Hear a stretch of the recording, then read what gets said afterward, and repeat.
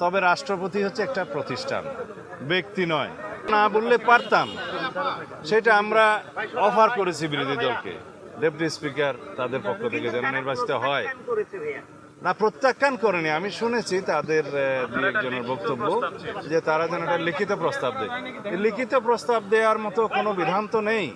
মাননীয় সংসদ নেতা প্রধানমন্ত্রী হিসেবে বিরোধী দলীয় নেতার সাথে কথা বলেছেন, যখন ইফতার মাহফিলে তারা দাওয়াত দিয়েছিলেন সেখানে গিয়ে আমিও উপস্থিত ছিলাম।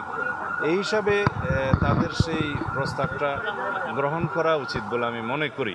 এখানে সব কিছু লিখিত দিতে হবে বা কন্ডিশনাল তেমন তো নয়। আমরা এটা উদারতা প্রদর্শন করতে চেয়েছিলাম যে আমরা চাই জুলাই জাতীয় সনদে যা কিছু আমরা সম্মত হয়েছি তা এখন থেকেই প্র্যাকটিস করি।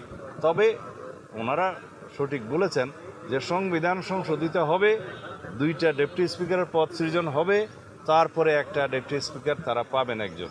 সেটা ঠিক আছে, কিন্তু আমরা যদি এখন থেকে আমাদের উদারতা প্রদর্শন করে বিদ্যমান ডেপুটি স্পিকারের যে পদটা আছে তাদেরকে দিতে চাই, সেটা আমার মনে হয় তাদেরকে একটু উদারভাবে দেখা উচিত। সালাউদ্দিন ভাই, রাষ্ট্রপতিকে ভাষণ থেকে বিরত রাখতে যে আইনি নোটিশ দিয়েছে হাইকোর্টের আইনজীবী, সেটা বিচারিক কোনো বিষয় নিয়ে আমি কথা বলবো না। যেটা হাইকোর্টে এখন রিট করেছে সেটা হাইকোর্টে শুনানি হবে, আমি এই বিষয়ে কোনো কথা বলবো না। তবে রাষ্ট্রপতি হচ্ছে একটা প্রতিষ্ঠান, ব্যক্তি নয়।